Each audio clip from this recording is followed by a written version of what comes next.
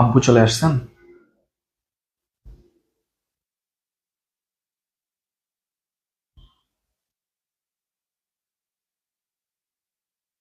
না, আমার শরীর খারাপ লাগতেছে তো ওই আমাকে একটু জাস্ট কি করবেন, একটু গরম পানি করে জাস্ট একটু লেবুর কি দিয়ে দিবেন।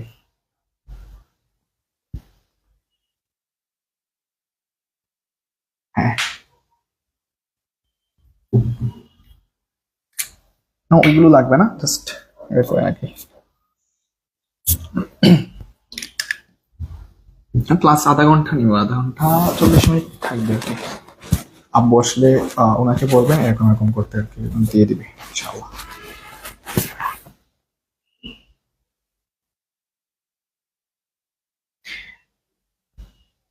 আমি যেতে পারবো না কারণ আমার বোন প্রচুর খারাপ লাগতেছে, বের হতে পারবো না।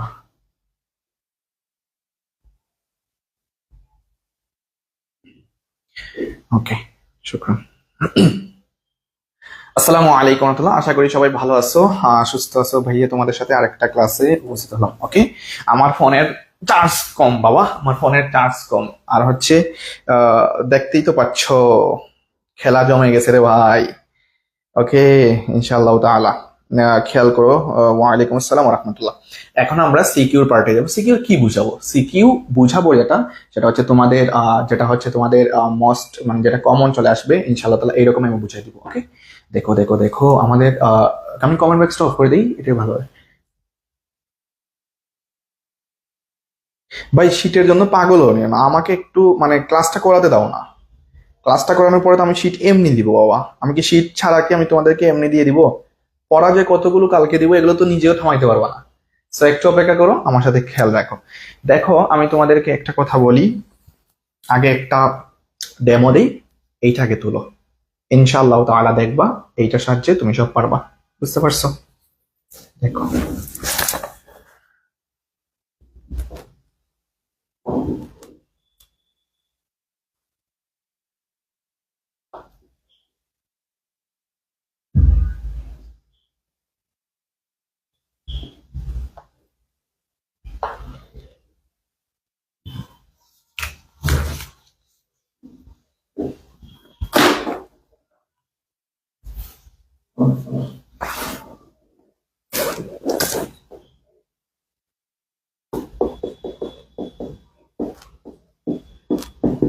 খাতায় তুলো তাড়াতাড়ি।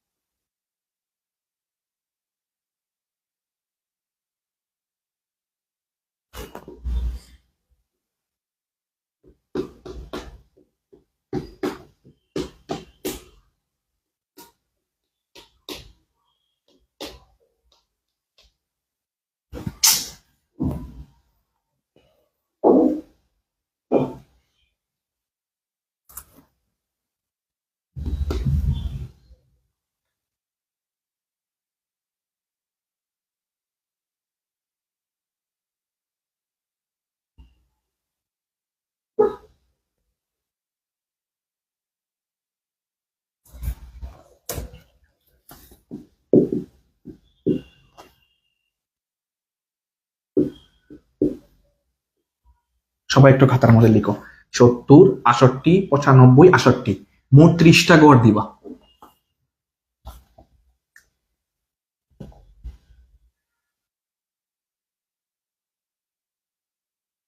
95, 65, 78, 82, 86, 81, 97, 86, 78, 71, 77, 92, 90, 83, 69, 87, 80, 82, 95, 97, 75, 77, 79, 80, 91, 73। এই দুইটা গড় লাগতেছে না, আবার তো বাদ দাও। আচ্ছা, এই দুইটাকে এদিকে নিয়ে চলে আসি।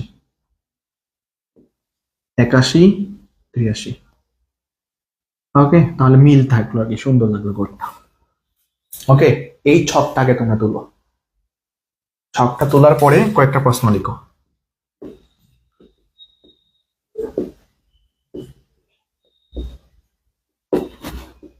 কেন্দ্রীয় প্রবণতা কি?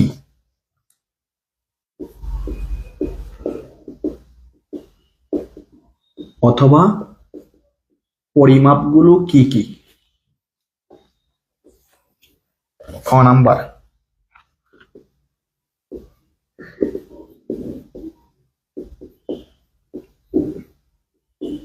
শ্রেণী ব্যবধান 6 ধরে গণসংখ্যা সারণী আঁকো। গ নাম্বার।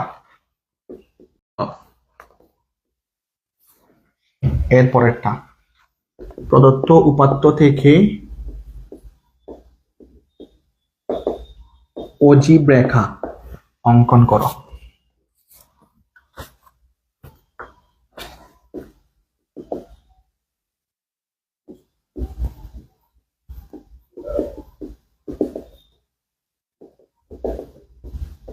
সংক্ষিপ্ত পদ্ধতিতে গড় নির্ণয় করো। আসসালামু আলাইকুম, সবাই ভালো আছো না? ভালো আছো, লিখো।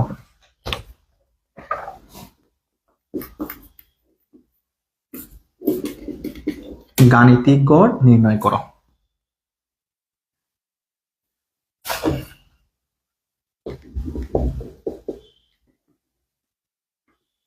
উপাত্ত থেকে মধ্যক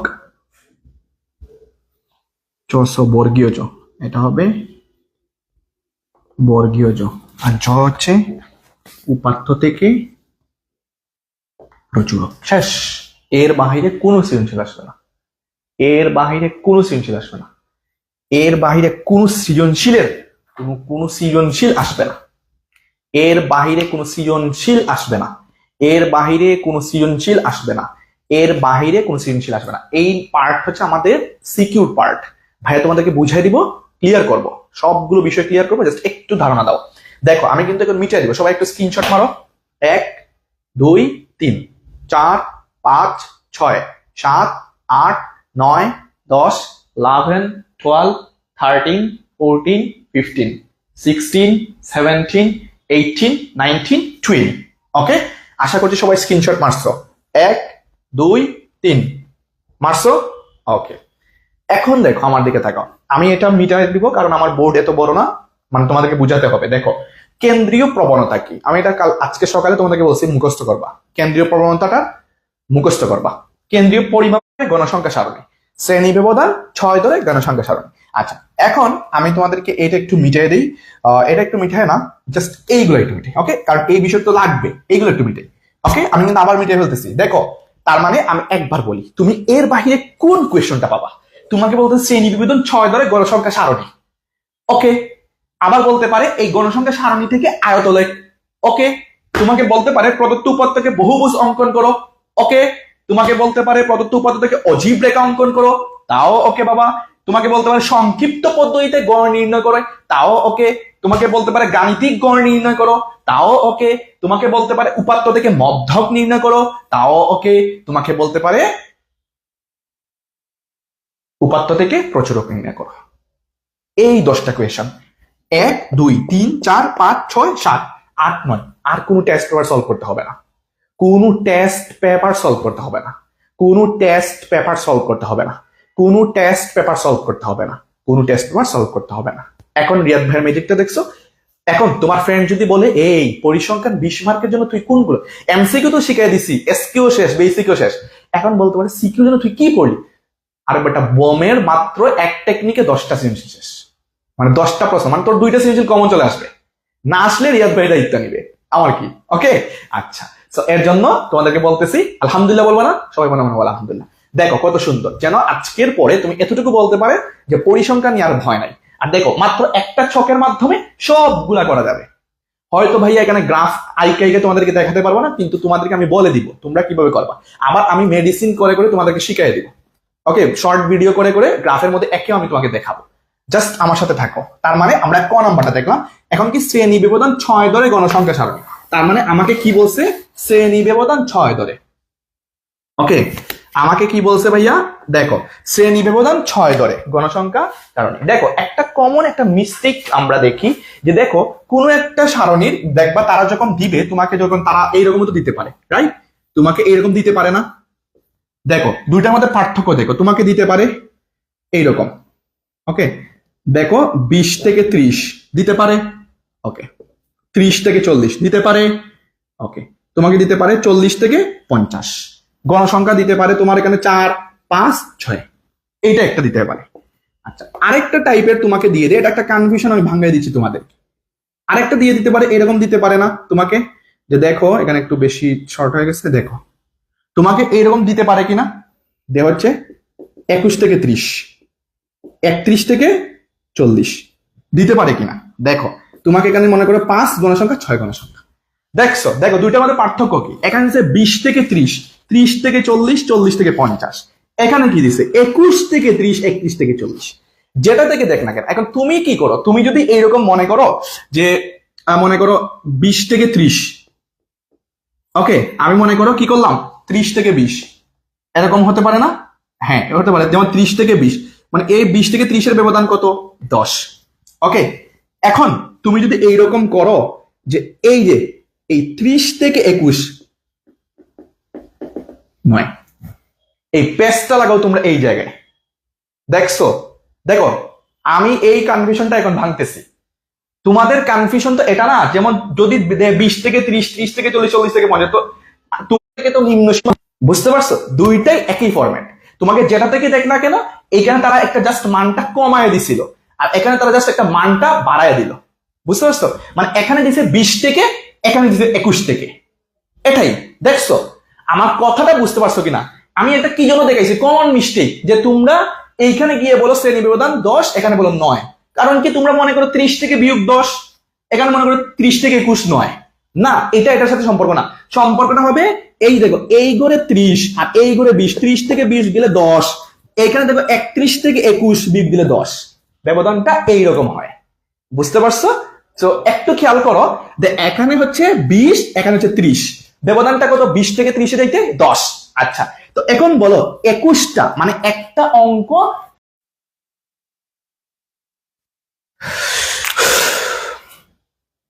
এদের যন্ত্রণাটায় মনটা চায় কি যে করতাম। মানে ক্লাসের মধ্যে আসলে সবগুলোতে ফোন দিবে, একটু মানুষ ওয়েট করে না, এটাতে না পাইলে বুঝে যে হ্যাঁ হয়তো কোনো ব্যস্ত আছে। আচ্ছা, বুঝতে পারছো? আমি এটাই বুঝাতে চাচ্ছি ভাইয়া, যে আসলে ব্যবধানটা তুমি কিভাবে নির্ণয় করবা। আশা করি এতটুকু পর্যন্ত ক্লিয়ার। তার মানে কেন্দ্রীয় প্রবণতা বুঝতে পারছো, এই মিস্টেকটা বুঝতে পারছো। তো দেখো গণসংখ্যা সারণী কি?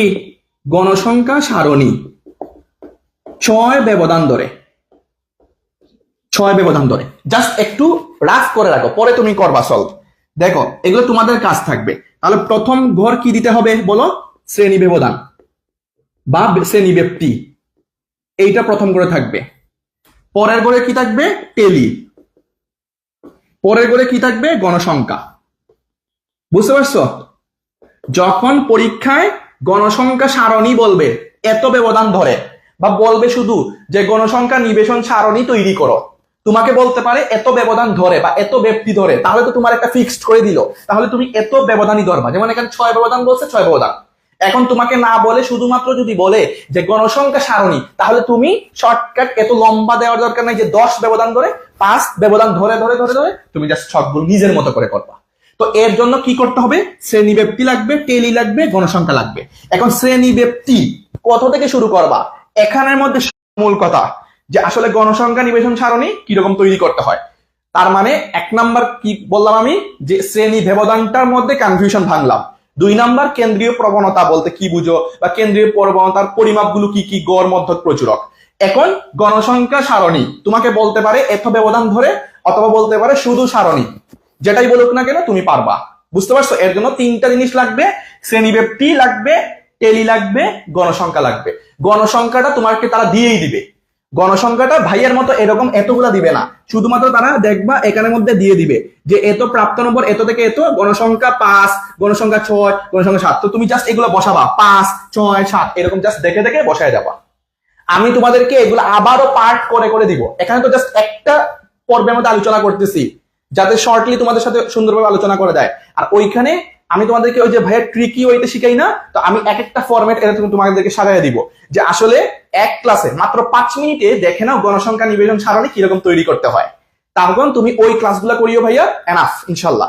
ওইগুলা পরে আসবে ভাই। এখন ওইগুলোর জন্য আমাকে এখন কি করিও না, মেসেজ দিও না যে ভাইয়া ওই ক্লাসগুলো কখন দিবা। ওগুলো তো দিব, কিন্তু আমি তো তোমাকে বুঝাই দিয়ে দিচ্ছি। সো এগুলো তুমি সলভ করবা, আমি তোমাকে দিয়ে দিব উত্তরগুলাও। তোমাকে যথেষ্ট প্র্যাকটিস দিব, উত্তর দিব, তুমি জাস্ট একটু খেয়াল রাখবা, ইনশাল্লাহ হয়ে যাবে। আশা করি ইনশাল্লাহ এতটুকু বুঝতে পারছো। এখন আসো গ নাম্বার প্রশ্নে কি ছিল দেখো। গ নাম্বার প্রশ্নে আমাদের যে বিষয়টা ছিল সেটা হচ্ছে আয়তলেখ আঁকো। কি আয়তলেখ? কি বলছি? আয়তলেখ। এখন আয়তলেখটাকে থেকে কোথা থেকে করি দেখো। তোমাকে তারা প্রথমে যদি বলে গণসংখ্যা নিবেশন সারণী তৈরি করো এবং আয়তলেখ আঁকো, তাহলে তারা কিন্তু এটা বিরাট বড় করে ফেলছে প্রশ্নটা। যদি তারা ছোট করতে চায় তাহলে তারা গ নাম্বারে বলবে যে গণসংখ্যা নিবেশন সারণী তৈরি করো, আর পরেরটাতে শেষেরটাতে গিয়ে বলবে উক্ত গণসংখ্যা নিবেশন সারণী থেকে আয়তলেখ অঙ্কন করো। এইরকম হলে তোমার জন্য সহজ হবে এবং সহজে মার্কস পেয়ে যাবা। কিন্তু যদি মাদ্রাসা বোর্ডে কঠিন করতে চায় তাহলে তোমাকে বলবে গণসংখ্যা নিবেশন সারণী তৈরি করো এবং আয়তলেখ আঁকো, মানে টাইমটা একটু তোমাকে ডিপলি দিতে হবে। সো এটা নিয়ে কোনো চিন্তার কোনো কারণ নাই।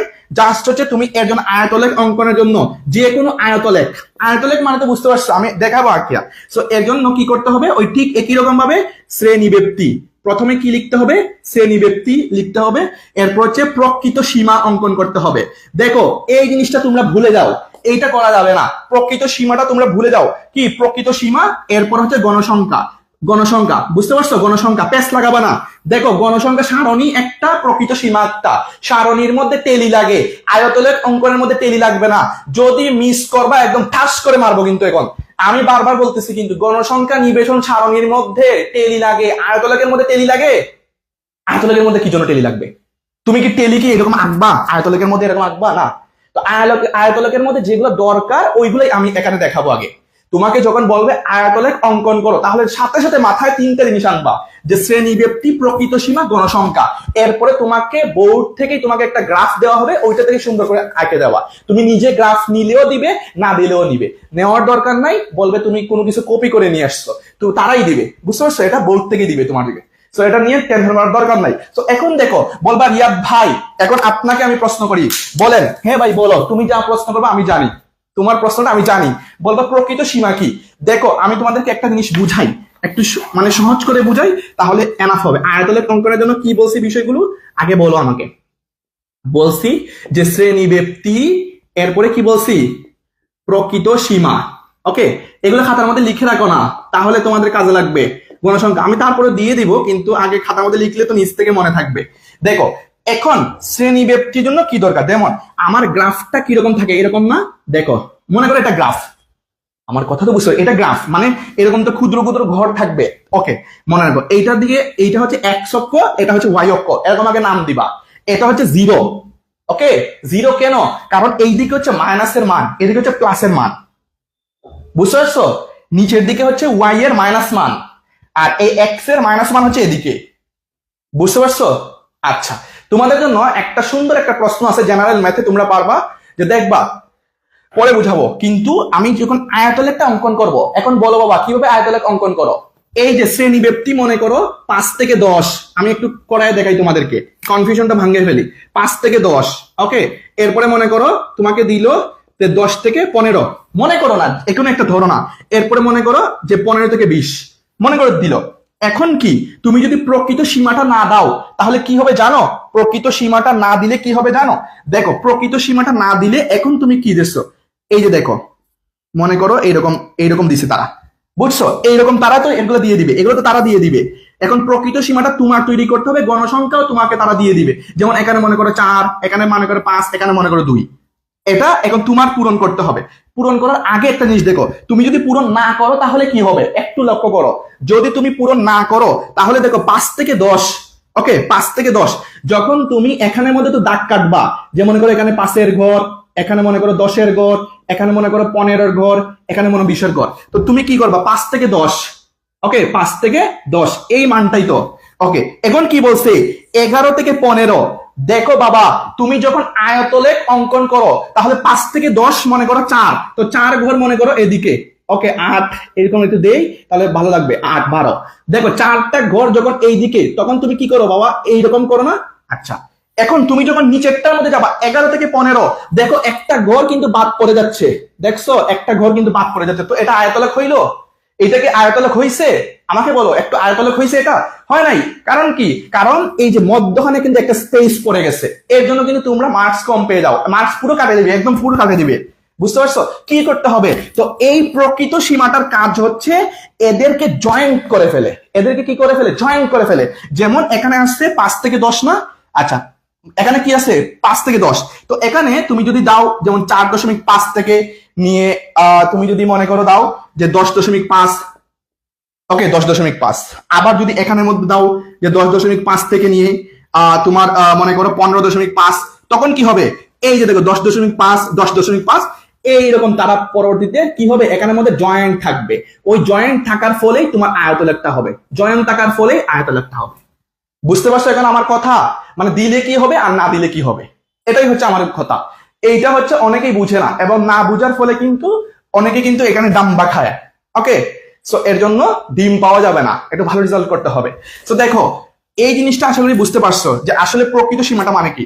তারপরে যদি কোনো সমস্যা হয়, এখনো তো সময় বাকি আছে, কুল ডাউন, আগে প্র্যাকটিস করো। আমি তোমাদেরকে প্রচুর প্র্যাকটিস দিব কালকের জন্য, এমনকি আমি তোমাকে শীট দিয়ে দিব, বুঝতে পারছো? এখানে সুন্দর করে লেখা আছে, একটু দেখবা, বুঝছো? এই যে দেখো এখানে একদম লেখা আছে, একদম আঁকা আছে, ছক অঙ্কন করা আছে, তার মানে তোমরা বুঝলেই দেখলে বুঝতে পারবা। তো একটু চেষ্টা করবা, ইনশাআল্লাহ এনাফ। আমি জাস্ট কনফিউশন ভাঙতেছি যে আসলে এটা থাকলে কি হবে, না থাকলে কি হবে। এগুলোর কারণে ব্রেইনের মানে তোমার তরতাজা হবে, তোমার নিজের মধ্যে যুক্তি মানে ভাবে উপস্থাপন করতে পারবা। বুঝতে পারছো? এইটা হচ্ছে ভাইয়া আয়তলেখ। মনে রাখবা, আবারও বলতেছি, আয়তলেখ যেন এইরকম না হয়, এরকম না হয়, স্পেস যেন না থাকে, স্পেস যেন না থাকে। আয়তলেখ হবে একদম মিল, একদম মিল, একদম একটার সাথে আরেকটা লাগানো থাকবে, ওকে। আচ্ছা, সো এতটুকু পর্যন্ত আশা করছি। ব্যবধানটা দিয়ে দিবে, গণসংখ্যা দিয়ে দিবে, মধ্যমানটা দিবে না, এটাই করবে পরীক্ষায়, মধ্যমানটা দিবে না। কারণ কি? এখন মধ্যমান কিভাবে বের করবা বাবা? তোমাকে তো এইরকম দিয়ে দিবে, দেখো একটু কথা সংখ্যা বলো না তো, 16 থেকে 20, ওকে, এরপরে 21 থেকে 25, মনে করো এটা দিয়ে দিছে। গণসংখ্যা কত দিল? মনে করো 5 10 15 10 এইরকম দিয়ে দিছে। এখন ভাইয়া তুমি যখন করতে যাবা, এখন বলবে এটা থেকে কি আঁকো? বহুভুজ অঙ্কন করো। এখন বলবো বহুভুজ অঙ্কন করবো, তাহলে এখন কিভাবে করব? এই জায়গায় মুশকিল। মনে রাখবা, জাস্ট ট্রিক্স মাথা রাখো, বহুভুজ কথাটা আসছেই মানে এই ব্যক্তি, এই গণসংখ্যা, আরেকটা জিনিস আমার বের করতে হবে, এটা মধ্যমান। এখন বলো ভাইয়া মধ্যমানটা কিরকম বের করবা? আগে তুমি রাফ করবা মধ্যমানটা, বা হচ্ছে যারা এক্সপার্ট তোমরা ক্যালকুলেটরের মধ্যে করে ফেলতে পারবা। মধ্যমানটা, এই শ্রেণীর মধ্যমানটা কত হবে? তুমি আগে ঘর রাখবা, তিনটা ঘর রাখবা, তিনটা ঘর রাখবা। প্রথম ঘরে লিখবা শ্রেণী ব্যবধান, পরের ঘরে লিখবা মধ্যমান, পরের ঘরে লিখবা গণসংখ্যা, ওকে। আগে লিখে টান দিবা, দেওয়ার পরে এই মানটা এখানে লিখবা, যেমন 5 থেকে 10, গণসংখ্যা কত? 5 5। এখন মধ্যমানের ঘরে, এই ঘরের মধ্যে লিখতে হবে মান কত। মানটা কিরকম বের করবো আমি কিন্তু একটু আগে এমসিকিউর মধ্যে দেখাইছি। মধ্যমানটা বের করার নিয়ম কি? এই যে 5 আর 10, 5 যোগ 10 বাই 2, 2 দিয়ে ভাগ দিবা, 10 আর 5 15, এই 15 বাই 2 যত হয় ক্যালকুলেটর দেখবা সামথিং পয়েন্ট আসছে, এইটাই তুমি এখানের মধ্যে লিখবা। বুঝতে পারছো আমার কথা? ঠিক তেমনি ভাবে যতটা ঘর আছে সবগুলা এরকম এরকম এরকম এরকম করবা। তো করার পরে তোমার একটা ঘর তৈরি হয়েছে। এই ঘর তৈরি হওয়ার পরে এখন তুমি কি করবা, এইখানের মধ্যে একটা মানে তোমাকে তো একটা গ্রাফ চার্ট দিবে, গ্রাফ দিবে। যদি এগুলো গ্রাফের চিত্র আসে তোমার টেনশন করতে হবে, তারাই দিবে। তো কারণে গ্রাফ দিলে তুমি এখানে উপরে লিখবা ওয়াই অক্ষ, এক্স অক্ষ। তোমরা অনেকে এগুলো ভুলে যাও, এগুলো দিতে হবে 0। এখন দেখো, তার মানে আমার কি এই 5 থেকে 10 আমি একা লিখবো, 5 থেকে 10, বুঝছো? এইরকম লিখবো আর কি, 5, এরপর 10, এরপর 15, এরপরে 20। ওকে, আচ্ছা। তো এখন আমাকে দেখলো যে 5 থেকে 10, আমি দেখছি 5 থেকে 10, আর উপরের দিকে দিলাম মনে করো 5, এরপর দিলাম 10, এরপর দিলাম 15। তো এখন কি করব, দেখো 5 থেকে 10 আমার গণসংখ্যা কত? 5। ওকে, 5। এখন মধ্যমান কত? মধ্যমান হচ্ছে এটা পাইছি না, এই ঠিক মাঝ বরাবর আমি এখানের মধ্যে যাব। বুঝতে পারছো? না বুঝলে কিন্তু এখন একদম কিন্তু আমি মারবো কিন্তু। দেখো আমি বারবার বলতেছি ভাইয়া, দেখছো দেখা যাচ্ছে? আমি একটু জুম কমাই, একটু দেখতে পারবা। দেখো দেখো এখন দেখো ভালো করে, দেখো এই 5 থেকে 10 আমি কি 5 এর উপর লিখছি? এইদিকে তাকাও, আমি কি 5 এর উপর লিখছি, 10 এর উপর লিখছি? না। কোথায়? মধ্যমান। এই মধ্যমান আমি কোথায় পাইছি? কোথায় পাইছি আমি মধ্যমান? এই যে মধ্যমানের ঘরের পয়েন্ট এইখানে, ওই ঘরে সোজাসুজি আমি আর কোনো কিছু লিখবো না, জাস্ট আমি ধরে ওইখানের মধ্যে একটা দিলাম। 10 থেকে 15 কত? মধ্যমান। অত যত গণসংখ্যা আছে অত দিলাম, দিলাম আরেকটা, দিলাম আরেকটা, দিলাম আরেকটা। এরপরে কি করবা, এই যে এদের সাথে একটা কার বাঁকবা, এদের সাথে কার বাঁকবা। এখন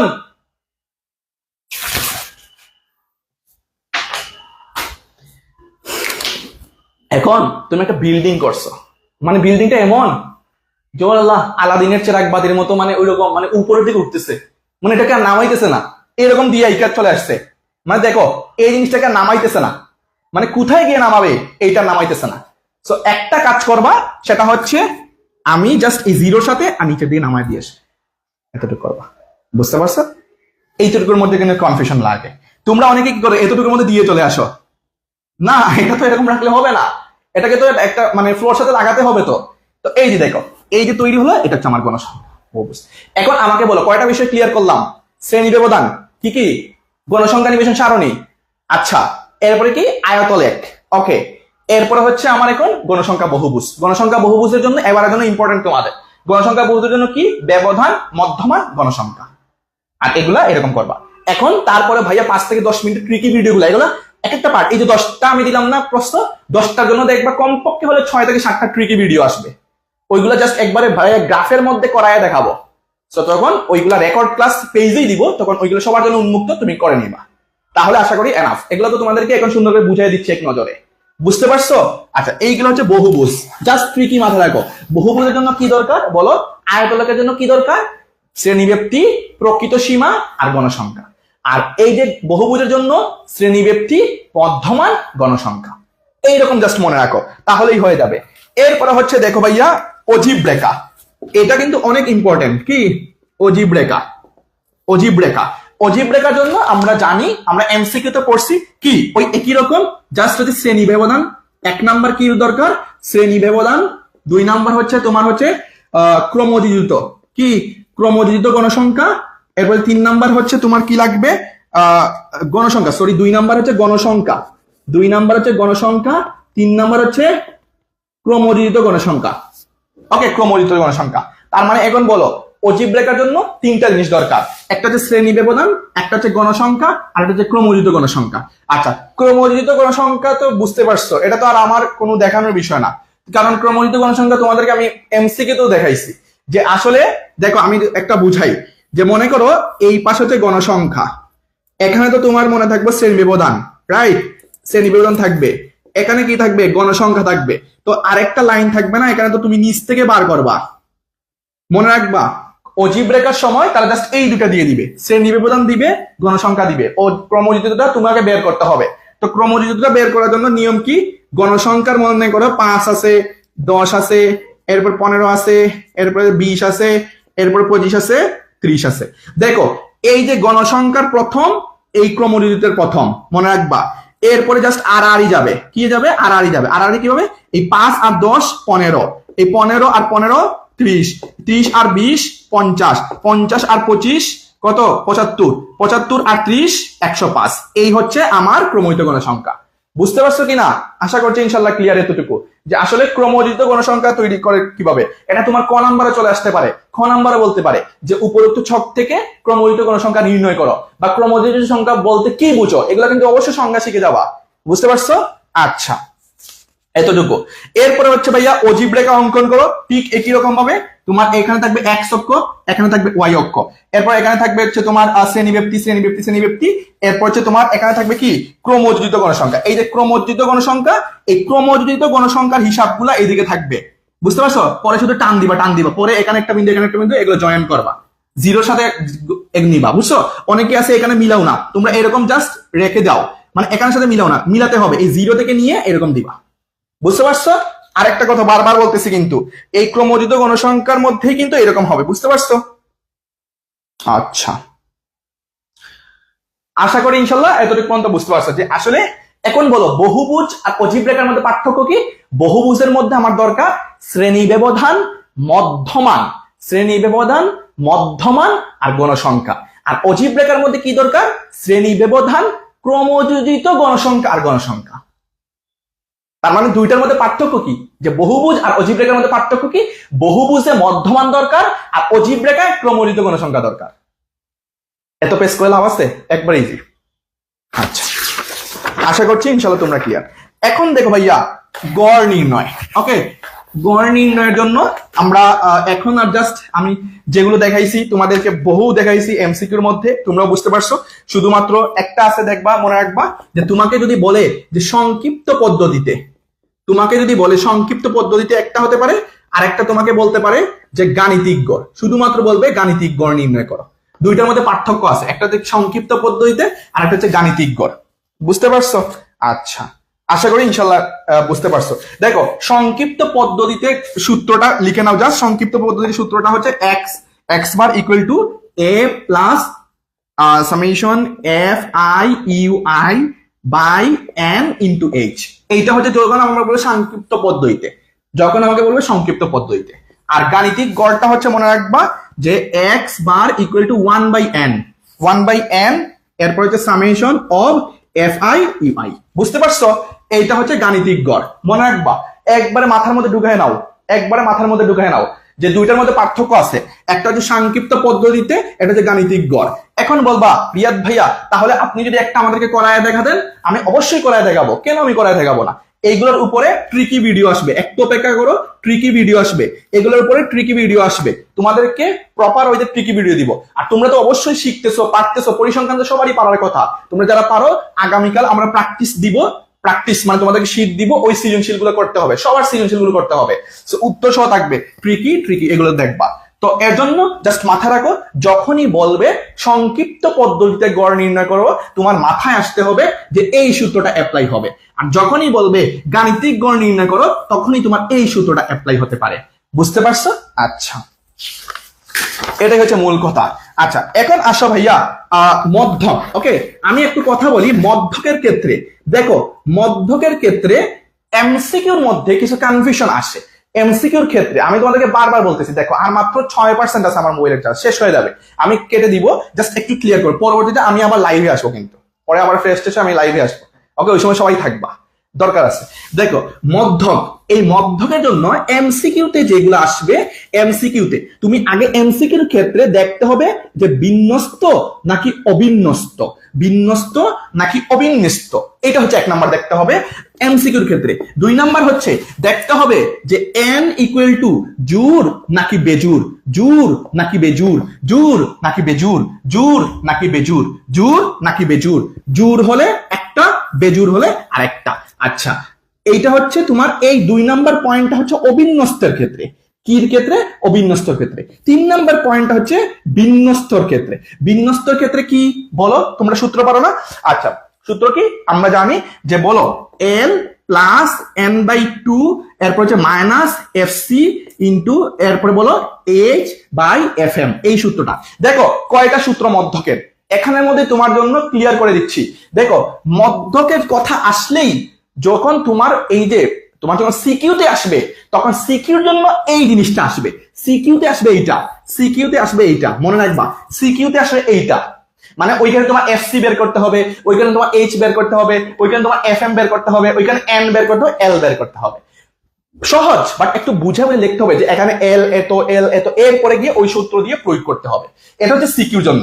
আর এমসিকিউর জন্য কি করে, এমসিকিউর জন্য মূলত এটা দেয় না, দিলেও তারা আগে মান বলে দিয়ে দেয় যে এল এত এন অত এফ সি অত এইচ অত এফ এম অত। বুঝছো? একটু আগে যেরকম বলছিলাম যে শ্বশুর আছে, শাশুড়ি আছে, জামাই আছে, বউ আছে, সন্তান আছে, এখন পরিবারের নাম বলো, চৌধুরী বংশ নাকি অমুক বংশ, ব্যাপারটা এরকম। তো তারা যদি এইটা যদি এমসিকিউতে দেয় তাহলে সবগুলো মান দিয়ে দিবে, আর যদি সিকিউতে দেয়, সিকিউতে অবশ্যই দিলে এইটা দিবে। আচ্ছা এখন আসো, তাহলে আমরা এইটা নিচ্ছি না। আর মনে রাখবা ভাইয়া, এখানে একটা কথা আছে, যখনই কোনো মধ্যক দেখবা, এমসিকিউতে হোক অথবা সিকিউতে হোক, যখনই কোনো মধ্যক লিখাটা দেখবা, যখনই কোনো মধ্যক লিখাটা দেখবা, যখনই কোনো মধ্যক লিখাটা দেখবা, যখনই কোনো মধ্যক লিখাটা দেখবা, যখনই কোনো মধ্যক লিখা দেখবা, যখনই কোনো মধ্যক লিখা দেখবা, যখনই কোনো মধ্যক লিখা দেখবা, ওই প্রশ্নকে প্রশ্ন করবা দুইটা। এই প্রশ্ন, তুই যে মধ্যক হইছস, তুই কি বিন্যস্ত নাকি অবিন্যস্ত? তোমার প্রশ্নের মধ্যে যদি থাকে 2, 3, 4, 5 অথবা 10, 11, 12 অথবা 13 এইরকম যদি থাকে, এইগুলা হচ্ছে অবিন্যস্ত, এগুলা হচ্ছে অবিন্যস্ত, এগুলা কি অবিন্যস্ত, এগুলা কি অবিন্যস্ত। তাহলে ভাইয়া বিন্যস্ত কোনগুলা, আমি আবার বলতেছি, বিন্যস্ত হচ্ছে 5 থেকে 10, এরপর 11 থেকে 15, এরপর হচ্ছে 16 থেকে 20, এগুলা হচ্ছে বিন্যস্ত, এগুলা কি বিন্যস্ত। আর বিন্যস্তের জন্য কোন সূত্র? L plus n/2 minus fc into h/fm, এই সূত্র। আর এই টাইপের জন্য আমার এই 3 নাম্বার সূত্র প্রয়োগ না, তখন হবে আমার জোড় নাকি বেজোড় দেখতে হবে ভাইয়া। যে এই যে মান আছে 1 2 3 4, এখানে 4টা উপাদান, এই 4টা উপাদান n ইকুয়াল টু জোড় না? জোড় হলে কি কোন সূত্র? n/2 তম পদ বা প্লাস n/2 প্লাস 1, এই সূত্র বাই এত শিখছি না আমরা ওইটা। আচ্ছা, আর যখন কোনো জোড় বেজোড় হয়, যেমন 2 3 এরপর 4 5 6, 1 2 3 4 5, তাহলে n এর ইকুয়াল টু 5 মান, তার মানে এটা জোড়। তাহলে জোড়ে বেজোড়, বেজোড়ের ক্ষেত্রে কি হয়? n প্লাস 1/2 তম পদ। এইটা হচ্ছে মধ্যকের নিয়ম, বুঝতে পারছো? এইটা হচ্ছে মধ্যকের নিয়ম। এই মধ্যকের নিয়মটা ভুলবা না, এগুলো কিন্তু এমসিকিউতে আসবে আসবে আসবে 100%। তোমাদের চিন্তা করার কোনো দরকার নেই, আমি আবারও ট্রিকি ভিডিওর মাধ্যমে দিয়ে দিব। আর 1 মিনিট হয়তো যাবে, মোবাইল কেটে যাবে, জাস্ট আমি আরেক কথাটা শুনো। তার মানে মধ্যক শিখলা। প্রচুরক কি? তার মানে প্রচুরকটা লাস্ট কোয়েশ্চেন ছিল প্রচুরক।